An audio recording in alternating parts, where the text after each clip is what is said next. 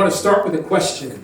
How many football fans do we have among us? Yeah. And then how many saw the game between the Buffalo Bills and the Cincinnati Bengals on January 2nd, 2023?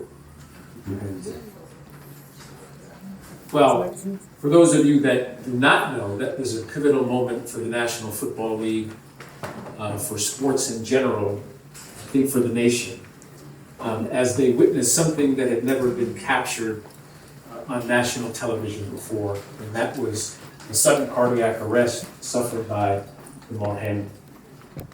And Damar's injury and the emergency response to it, and of course his inspirational recovery, really was the genesis and impetus for the National Football League launching the Smart Heart Sports Coalition in March of 2023. And our coalition is comprised of many organizations and patient advocacy groups and leaders in the field, especially, I could recognize, of course, the American Heart Association was one of our founding members. And since the launch, we've made great progress in our mission. And we have a singular but important goal, and that is to pass evidence-based best practice policies that will prevent fatalities among high school athletes from sudden cardiac arrest. Simply put, we want to save lives. And so we want to talk this afternoon about Smart Heart Sports Coalition, its work, and the advocacy that still must be done to make sure that all 50 states have such policies in place. So with that, I want to hand the mic over to my fellow panelists to introduce themselves. Good afternoon, everyone. As some of you may have earlier heard, I am Dr. Yolanda Hancock. I'm a double board certified pediatrician and obesity medicine specialist. I have the honor of serving with the American Heart Association Greater Washington Region as one of their board members. Excuse me. Hi, I'm John Laughner. I'm a Federal Government Relations Manager with the American Heart Association. I've been working with Congressman Sherpas McCormick since last March, when the Smart Hearts Coalition was formed. She introduced a piece of legislation I'll talk about briefly in response to the Damar Hamlin incident, and we're working to get that legislation passed right now.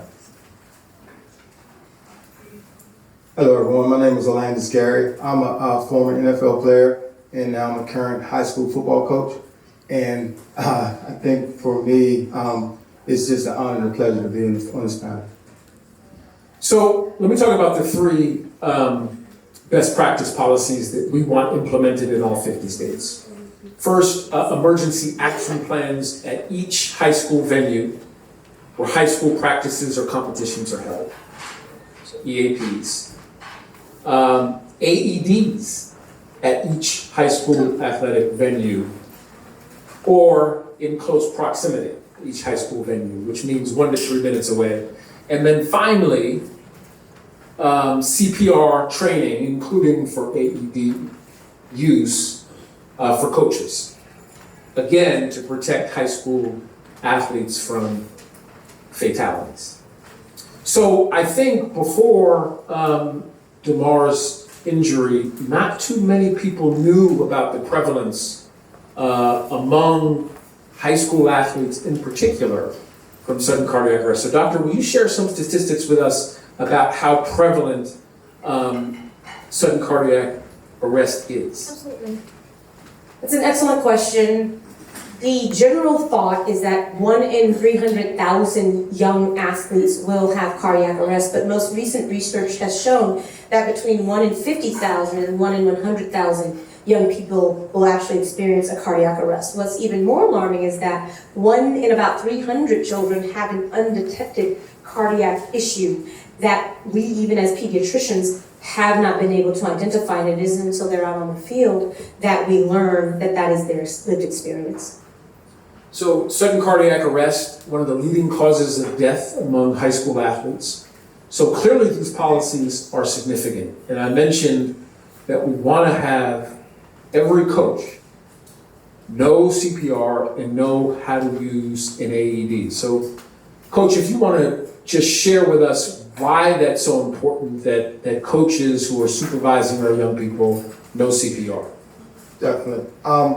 For me, it's tough because, you never know, what can happen and when that incident can happen. So we need someone right there, boots on the ground, right there real time, because time is of the essence at that point. So, having coaches know CPR and that type of training is definitely vital for the kid and just for, livelihood in general. Every second counts. Yeah, every second does count, and I mentioned emergency action plans, and it's not just enough to have a plan. That plan has to be widely distributed, posted, rehearsed, and if necessary, updated annually. Because, doctors, in the midst of an emergency, right, things happen to the body, right? Things happen to the mind. And you want to make sure that plan is rehearsed so that when an emergency happens, the folks that need to swing into action can swing into action. Absolutely. I think that for those of us who are in medicine, our minds automatically go to clinical activation, right? Like if one of you passed out right now, I'd go straight into doctor mode, no panic. I'm showing up as Dr. Hancock. But when you're at a sporting event, even for coaches, I used to be a personal trainer on my high school football team, and I remember when someone's bell would get rung, the first thing we would do is go, oh. It would take a second, and we know that seconds count. So for it to be an automated response, for this to be like it would be running a drill, is critically important, not just for the coaches, but for everyone on the sidelines, and even the players, that they're used to it. This is just a normal part of being an athlete. I think is very critical. Coach, you just share with us your experience. So you're a coach of a football team in Bowie, Maryland. How often does your staff, how often do you kind of practice and rehearse that emergency action plan? Yeah, so annually we have our coaches, get recertified. And for us practicing, we always do it at the beginning of the year, and then in the middle, and then at the end of the year as well. So critical again that this, and I'm going to underscore that emergency action plan has got to be rehearsed. Because as the doctor said, for most of us, when an emergency happens, that's a very anxious time. And so rehearsing it so that it becomes second nature is really critical. We can just show a map, or maybe not. It's not. No, don't worry about it. When we started the coalition back in March of 2023, there were only 7 states. Only 7 states that had all 3 policies that I mentioned. And given our work over the past several months, we've more than doubled that number.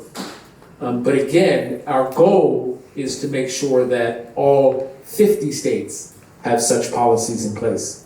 And at the same time, there's also important federal legislation that the American Heart Association has been leading on. So John, tell us about the Access to AEDs Act pending in Congress. Sure, thanks, Ken. So the Access to AEDs Act has actually been introduced in Congress a couple times. So in about 6 years ago, it was introduced by some members of Congress who had responded to families who had experienced cardiac arrest on the field. And so it was a very grassroots sort of inspired piece of legislation. And unfortunately, when it first started, it only had a little bit of support, a few co-sponsors, and then interest grew. So last Congress, there was a little more interest. We had about 15 co-sponsors. But the way Congress works is it oftentimes responds to emergencies. And so when the incident of Damar Hamlin occurred, it got a lot of attention. And with the help of the NFL, with Damar Hamlin, who came to Washington, D.C. to speak with Congresswoman Sherfus McCormick to talk about the importance of making sure our athletic fields are safe, we got a lot of attention. And when I'm talking about attention, we had Senate Majority Leader Chuck Schumer, who is from New York, come to that event, meet with Damar, had him at his office, and Damar brought a signed jersey with Senator Schumer's name on the back of it, which he was very proud of. He came to our event with wearing it. But then Damar also met President Biden at the White House. So that made a huge difference on making more attention onto this bill. So currently we have 124 co-sponsors, bipartisan bill on the U.S. House of Representatives. So we went from about 9 to 10 co-sponsors to 124. We now have the lead, the most powerful member of the Senate as an original sponsor of the bill.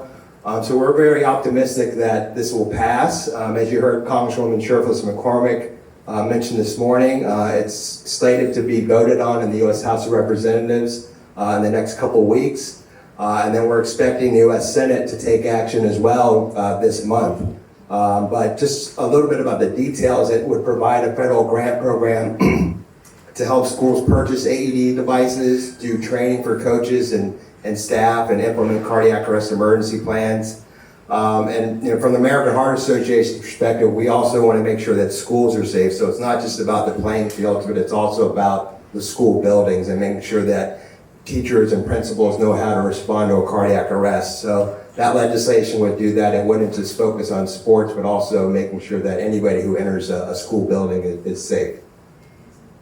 Thanks, John. And what's going to make not only the federal legislation successful, but also at the state level, are building coalitions, right? And hearing from families and students that have been impacted by sudden cardiac arrest and telling their stories. I see a number of people in the audience that have done that have actually gone to state legislatures, met with legislators, told their story, and been part of the advocacy that's so important. So I wonder if there might be one or two people that might want to share their experience with the group. If we don't have volunteers, I know about voluntold.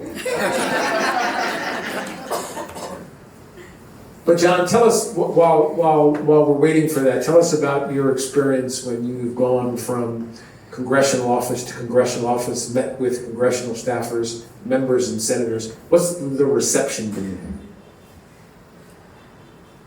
I think there's a general interest in protecting students, and you don't have to look far in the newspapers across the country to hear instances of someone having a cardiac arrest. Unfortunately, a lot of times it's a death that's involved, and when you talk about that from a local perspective, members of Congress really are sympathetic and want to take action. I spoke to Patrice just a moment ago.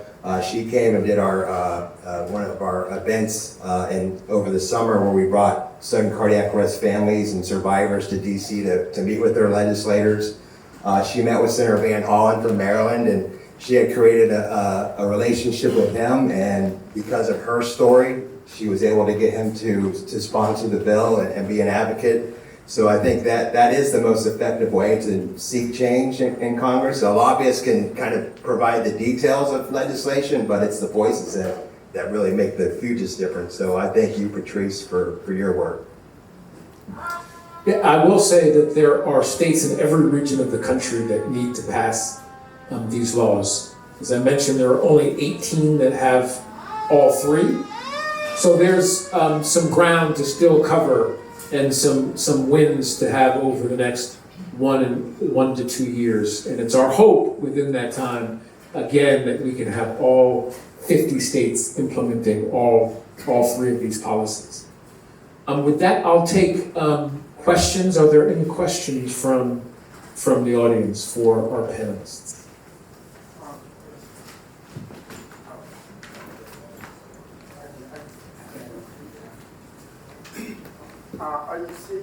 You said that there's a need to reach more coverage as far as information is concerned.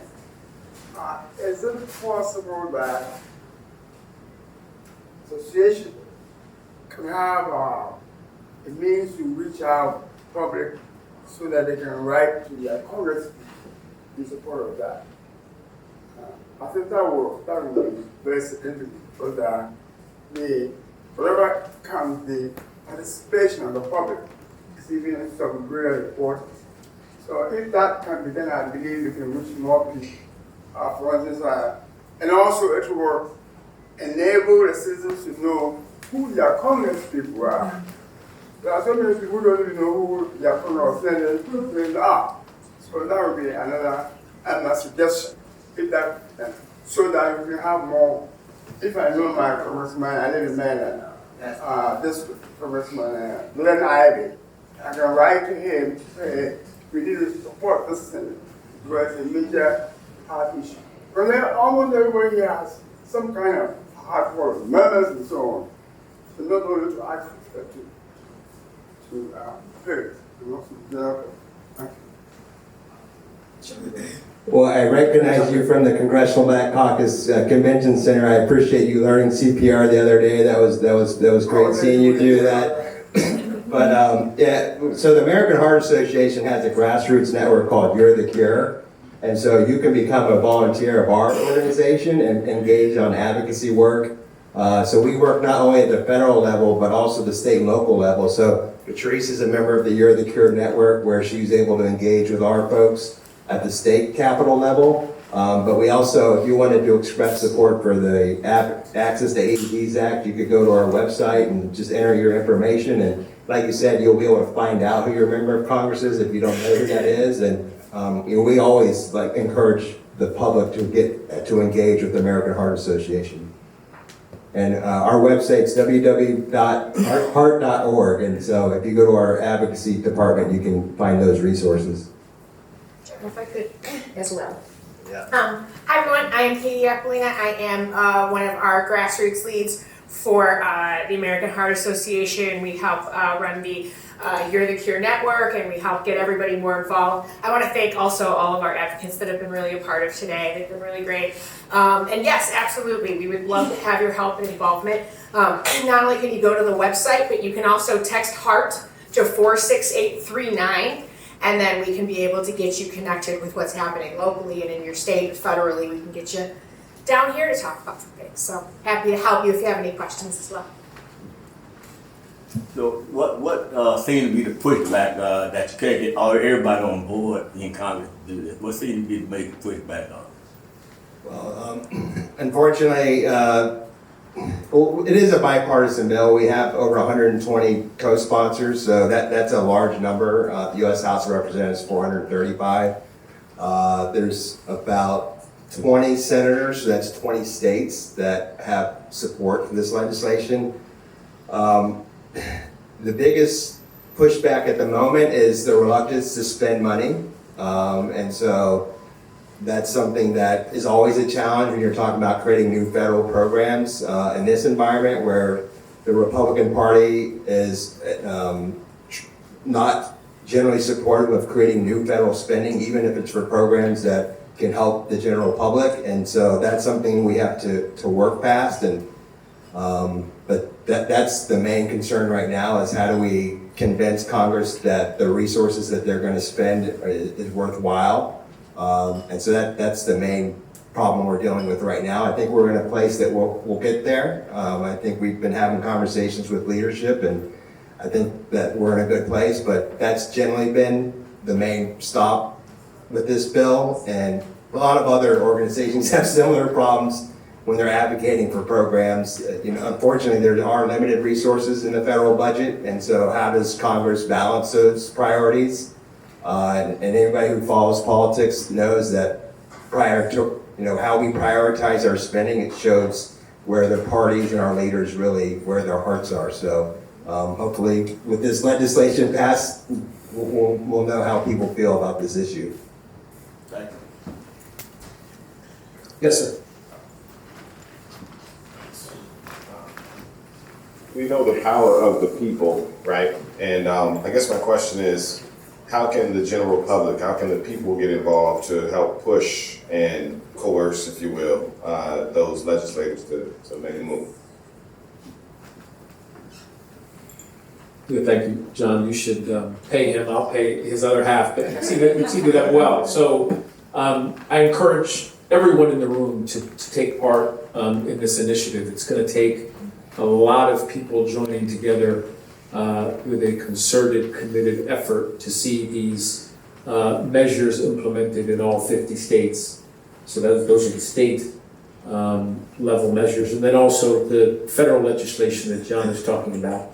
I'd encourage you to, everyone can visit smartheartsports.org to find out about the progress in your particular state and whether your state is one of the states that have all three or is missing some of the policies. We welcome the involvement of people, whether they're physicians and academics or coaches, or you represent a larger organization. We need to build a strong advocacy army, if you will, to take our voices to state capitals across the country. So visit that site. Again, it's smartheartsports.org, and you can sign up there, and our coalition will be in touch, and we'll plug you into the efforts going on in your particular state. I would just add, if I have a child who's playing sports, I would want to know what is going on the playing fields of those children. I have friends that their kids are playing soccer, and they immediately started asking their coaches if they knew how to do CPR. Did they know that there was an AED available? Because it shouldn't be taken for granted. There's plenty of states where these laws are not on the books, so you should self-educate yourself and familiarize, what the laws are in your own states. And, if you want to make a real difference, states are actually more fertile ground to get legislation passed, and city councils and county governments. There's a better atmosphere to get things done at those levels, and we've already seen that with Ken and the Smart Hearts Coalition of states passing these laws in a bipartisan way, both in Republican states and Democratic states. So I think if you want your best bang for your buck, I would think the state and local level is the best place to do this work. And it's really an equity issue. When you look at the data, it shows that African American children are disproportionately impacted by sudden cardiac arrest. And so we're here at CBC. Part of CBC is advocacy within the African American community. And so even if you don't have children, to protect Black children, this becomes an issue for all of us. So that, to John's point, making sure that we're reaching out to schools. My daughter plays soccer. One of the first questions that I ask, and of course I have my pediatrician hat on, is who's trained in CPR? And they're like, aren't you coming to all the games? I was like, a minute. Come on, I might miss some games, right? But it's asking those questions. That's where we start. Where are we in this? And next thing you know, PTSAs are writing letters. I know that the advocacy space, and I'm amongst a bunch of amazing advocates, but the general parent can sometimes be intimidated with the thought of reaching out to a congressperson, even their local elected official. So I think providing them with the resources that you guys just mentioned gives an excellent tool for just soccer mom who shows up every Saturday to be able to write a letter or make that phone call. Coach, are you hearing that from parents of players that on your team? Are you hearing parents come up to you and your coaching staff and ask about CPR, who knows it, whether there's an emergency action plan, and if they should be involved? Definitely. Not only parents too, but we also like visiting teams and that sort of thing. They want to know what the plans are and that sort of thing as well. So, we're getting it from parents, from both ends of the spectrum, but also, other teams. And when we go, when we visit other schools as well, we ask for those plans as well. Definitely. But, guys, I'm sorry, but you have a game. Yeah, I have a game today. I appreciate the opportunity. Let's give Coach a round of applause.